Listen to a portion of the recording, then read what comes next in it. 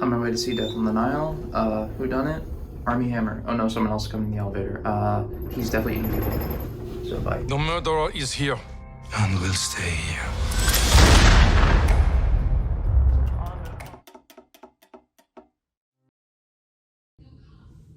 Went hard. If one were to say that Knives Out is a contemporary man's whodunit, and that Murder on the Orient Express was a classic man's whodunit, then it is only logical to conclude that Death on the Nile is the horny man's whodunit. And I do mean that in the best way possible.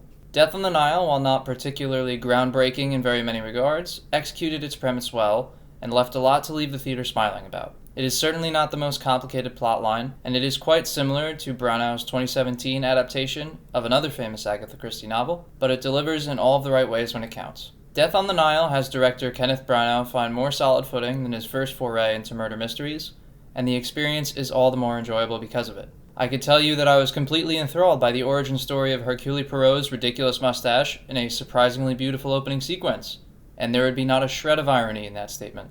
Though I did previously call this movie The Horny Man's Whodunit, I would revise that reduction slightly. Instead, I would call Death on the Nile the equivalent of Kingsman: The Secret Service for murder mysteries. It is bombastic, not particularly subtle, and not revolutionary in most regards. But damn if it isn't a fun, engaging ride that makes you pleased that you bought a ticket, even if you're a dumbass and spent $23 because you didn't feel like waiting until Discount Tuesday.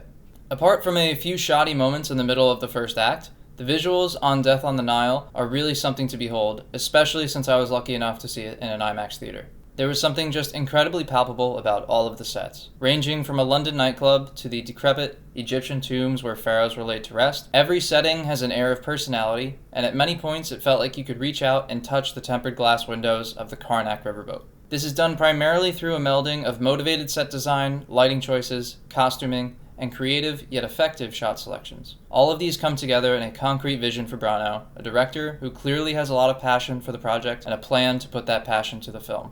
I felt the vibrancy of this film was in part because of what felt like real enthusiasm and earnestness from those involved in it, as opposed to the increasing commodification of what some tentpole movies have felt like as of late. While there is no doubt big budget movies and blockbusters are created with the ultimate goal of money from their financing studios, it feels much better watching a movie that feels like a piece of art people wanted to share with the world, rather than a product a company is trying to sell you. Much like Branagh's adaptation of Murder on the Orient Express, there is a metric ton of star power in the ensemble for Death on the Nile.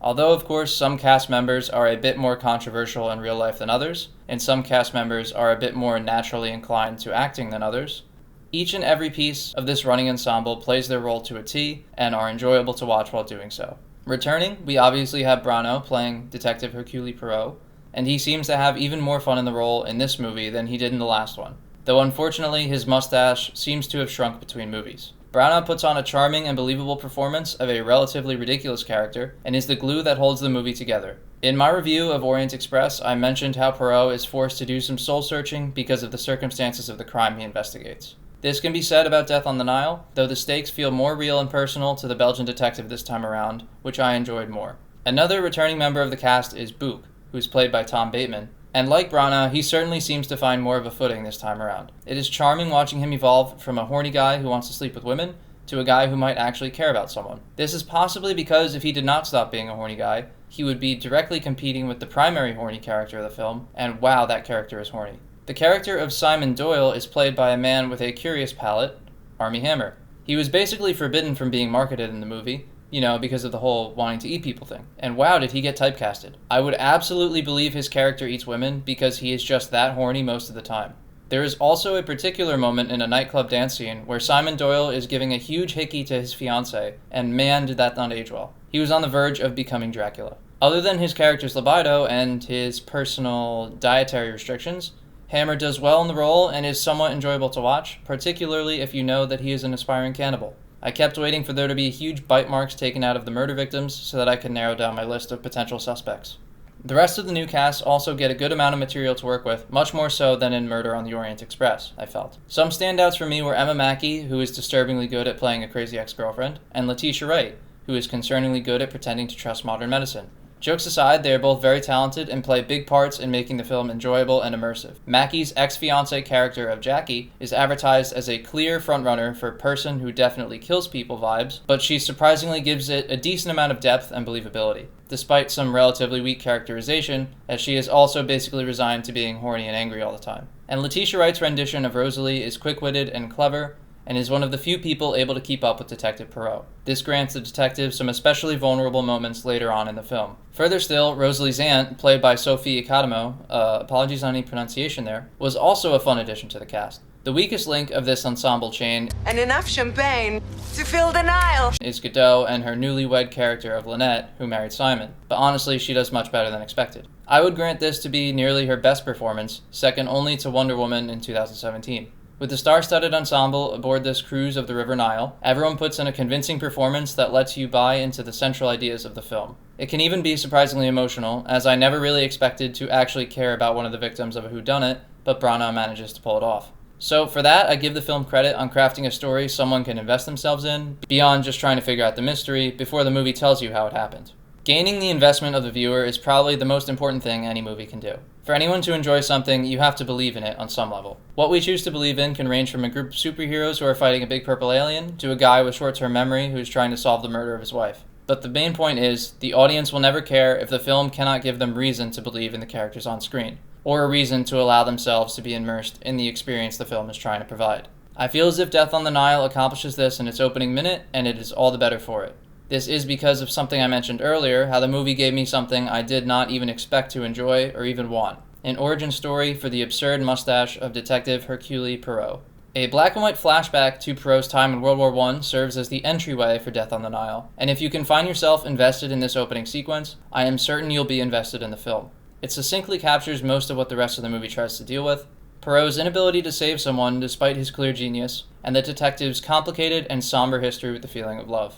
Both are central ideas present in the murder Poirot needs to solve, and they are summarized well enough in the opening for me to have bought in. In a less serious sense, I also found myself giddy at the idea that the movie was fully deciding to be absurd enough to give a deep and explored backstory to a piece of unusually large facial hair. After it is finished telling you how this glorious mustache found its way onto Hercule Poirot's upper lip, the movie begins in earnest.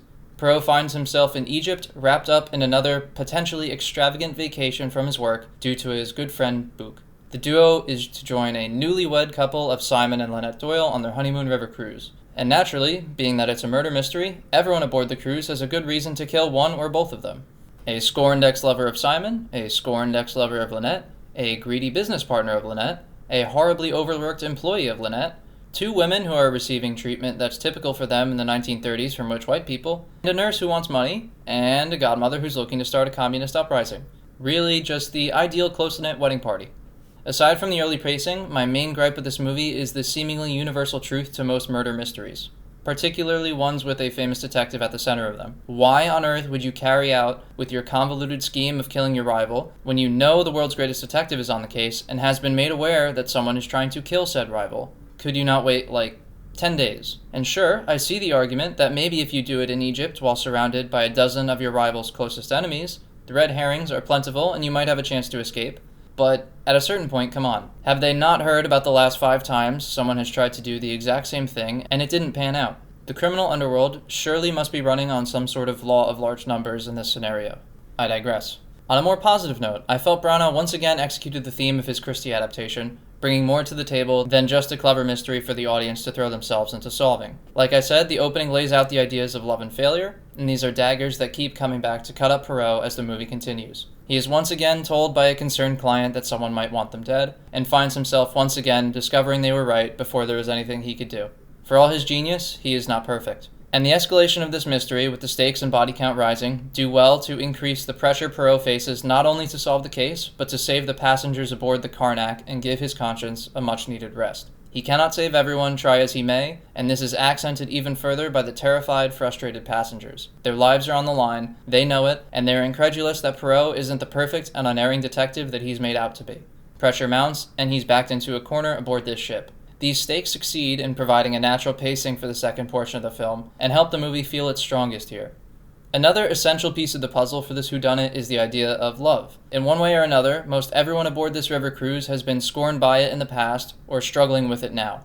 They have all been altered by this universal concept. Some try to fight it, others try to hide it, but none are able to fully escape it, not even Poirot. The ghosts of his past life, before the mustache, before his time as a detective, are brought front and center for this investigation. Though his arc is not revolutionary, it humanizes a somewhat cartoonish character, helping us connect with him and root for a resolution to his own internal struggles. A scarred man, both literally and figuratively, confronts the source of his greatest failing, and must understand it before he can solve this crime and save the passengers aboard the Karnak. That, to me, is certainly more than enough to root for this cute little guy to solve the case. The case itself is not something particularly astounding. It's not a mind-blowing mystery. I would admit the resolution is less clever than that of Murder on the Orient Express, but that doesn't take away from the core fun of trying to solve the case and uncover how it all happened. You can see the direction the mystery is taking you, but likely not the exact path and the steps along the way, and that is more than enough. The geography of the ship is understandable, the clues are presented in prevalent but never obvious ways, and you can logically solve the case if you do try. I may perhaps be biased though, as I felt more correct with this film than I felt with the resolution to Orient Express. That said, even with a decent idea of what happened and who did what, the final explanatory speech I felt was more cathartic here than in Orient Express. The little things seem to matter just slightly more here when uncovering the finer details of the mystery. I believe this is because of the previously mentioned turmoil and personal conflict inside of Poirot that comes to a boiling point as he unmasks his killer in the classic reveal speech. His central flaw and blind spot in the film are overcome at the last moment when it truly matters most. In closing, I would recommend this movie not only to fans of Murder on the Orient Express or fans of the mystery genre, but for anyone looking to see something truly entertaining on the big screen. The camera work and sets give more than enough eye candy, and the plot gives enough food for thought as well. If you can invest yourself into Death on the Nile, it can pay off in dividends. And wow, it only took me 7 episodes to make a shitty finance joke. I have been tired with the seemingly universal nature of franchises in film and TV as of lately, but Death on the Nile rejuvenated me somehow. Like I said, it just feels more like a passion project and less like a consumable product. I would certainly throw money at 20th Century Studios if it means I'm able to watch more of Kenneth Branagh and his new eclectic collection of amazing actors chewing scenery for 2 hours at a time. Though maybe no scenery chewing for Armie Hammer. Everyone hams it up in all the right ways, and it's just a joy to watch. It is a movie that feels like a movie, which is somehow important to me in an inexplicable sort of way. Hercule Poirot is simply a cute little guy who I want to give my attention to, and I am eagerly awaiting the third time he tries to enjoy a simple vacation that turns into a convoluted escapade where he uncovers a dastardly plot. It is enjoyable, it is fun, it is clever at times, it's definitely better than Moonfall, the soundtrack goes hard in a few scenes, but doesn't go nearly as hard as the visuals. See this? I demand you give money to movies like this. I want more of them. Please. I give it 3.5 out of 5 stars, potentially 4 out of 5 stars. However, maybe not 4 out of 5 stars because that seems to be the rating for pretty much half of the things I review. I'll give it a 4. 4 out of 5 stars. I'm easy to please, apparently. Next time, I review a movie that I fear may be far more a product than a project, but I will try to stay optimistic for Uncharted, despite neither of the two leads looking anything like the characters they're supposed to play. Though maybe if Armie Hammer cannot eat people in his character, Tom Holland and Marky Mark can play their characters too. Until next time.